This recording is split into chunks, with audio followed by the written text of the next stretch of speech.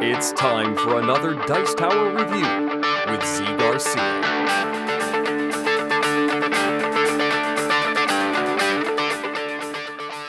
Games in which you roll a bunch of dice and then mark them off on some personal sheet of paper have been around for a long time. But lately they seem to have been coming back into fashion. They're very hot right now. And so today I'm talking about one of those. This one right here, Dice Stars. And in this one you are basically doing that. Rolling dice, marking off something on your sheet. But in it you are, instead of just rolling and marking something off, you are adding those dice to a pool of dice. And from those, taking some. You don't have to necessarily take what you rolled. So is that enough of a difference? Is the game engaging enough to rise above others in the similar style, in the same genre? Let's find out.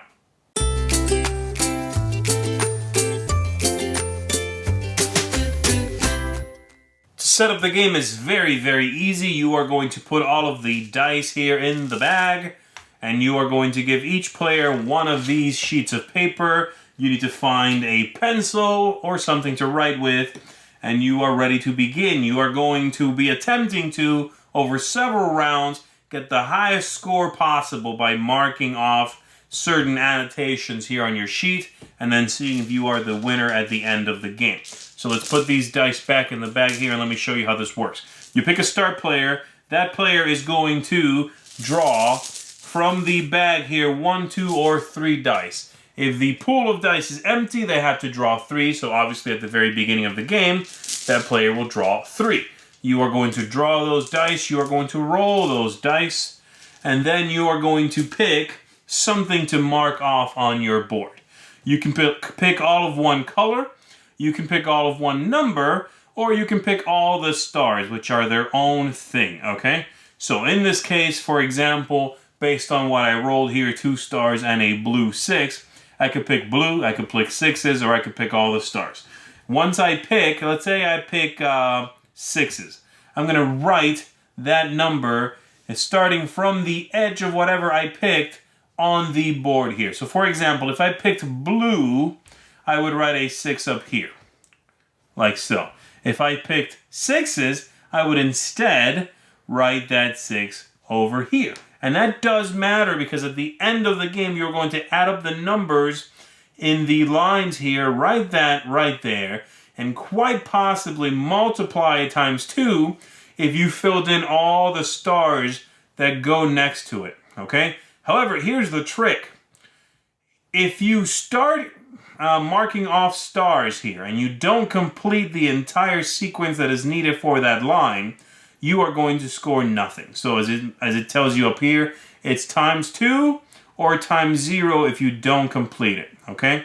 So let's say I'm doing the one down there. I'm going to mark that 6 there. I would remove this from the pool, and then it would be the next player's turn, who would, again, take some dice and add them to the pool, okay? So let's change our scenario here to something else. Let's say this is what I rolled instead. Let's get rid of that 6, just to give you another example. In this case, let's say I want the 3s. There are 2 3s. I am going to take them both. You would start from the edge with the 3s. For the first 3, you simply mark in an X, and then after that, you add the total of what you took. So again, I would mark a 6 there, but I still mark off a space to denote this was done over 2 dice, okay? Just like if I rolled 3 3s, I would then put in an X on that second space as well, and write in a 9 over here for the entire total. This is going to continue with all the players marking off their own thing. Let's say later on, again, players are going to be removing and adding dice. Sometimes if you take stars, for example, you'll reset the bag. You'll put dice back in the bag. Sometimes you will roll, and let's say I get this, for instance, and I take blue. I have a 6 and a 4 in blue. I'll take both. For the first die, I'll put in an X, and for the second space, I'll put in the total, which in this case would be 10. So that would work as well. If I start taking some stars, then I'm going to start marking those off. Let's say I take 2 stars, and I could mark off 1 here and 1 here. And I'm now committed. Now I have to get that 3rd star, or I'll score nothing for that line, okay? Now let me jump ahead here and show you one of my previous boards so you see basically how this works. So the endgame trigger here is when someone fills in the entire white area, or when someone has to take a penalty because there is no combination they could take that they could mark. And you can mark everything in the white area here, as well as these green spaces. It's sort of like extra spaces that you may mark, but aren't used to trigger in the end of the game, okay? So, obviously, I was not the player here who triggered the end of the game. That was someone else, because my area is not fulfilled, and I did not take any penalty points. And then I add up my totals. So, across the top here, for example, I have just a 3. So I write the total over here, and I had 2 stars there, so I double that to 6 points.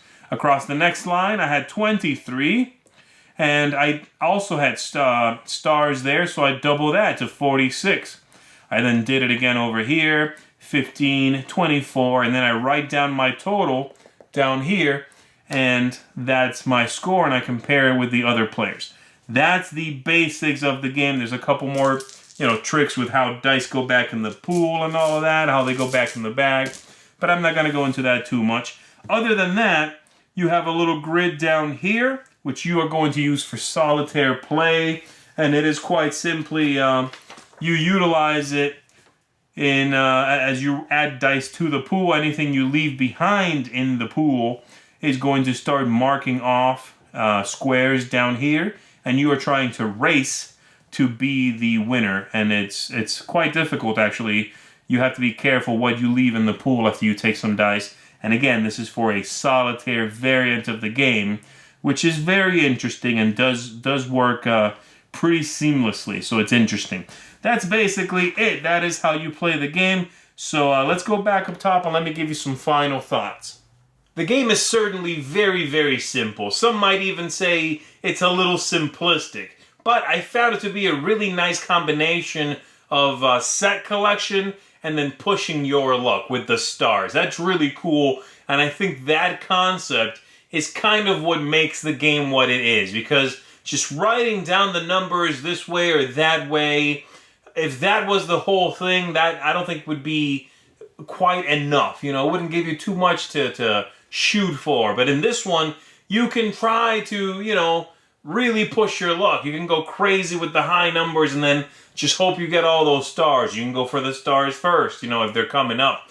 Again, very simple. I don't want to make it sound like in this game you are going to have a ton of choices, but they're there. You are not, it's not Yahtzee. You're not rolling and then you get what you get. You are adding dice to a pool, and you have to be careful. Sometimes you want to add 3 dice, as many as you can.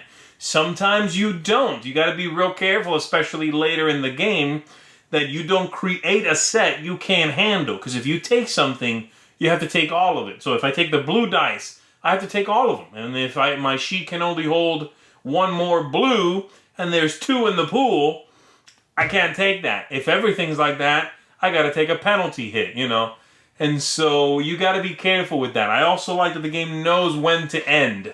You fill in the white circles or the squares, or as soon as someone takes a penalty, anyone, you wrap up that round, that's it. So it's not punishing either. If someone has to mess up, the game goes, okay, that's enough. Let's finish out the round and see how everybody did. And I like that too. Solitaire version's really cool, also very simple. If you enjoy that concept of a real small solitaire game, just take some notes, roll some dice, you're going to enjoy this one as well. Again, it's that push your luck that is very prevalent in the solo game as well. The whole thing's cute, it's clever, it works well. A slight game, a small game, but one that I think you are going to enjoy, especially if you are a fan of this style. And I am. I like these games. I like games like Quicks, for example, or Quinto. Both of those recent games that use a similar idea for taking notes, for rolling dice and writing something down. This one, I think, stands shoulder to shoulder with those little games, and it holds up well to that comparison. So that's Dice Stars. If you know you enjoy the genre, definitely check this one out.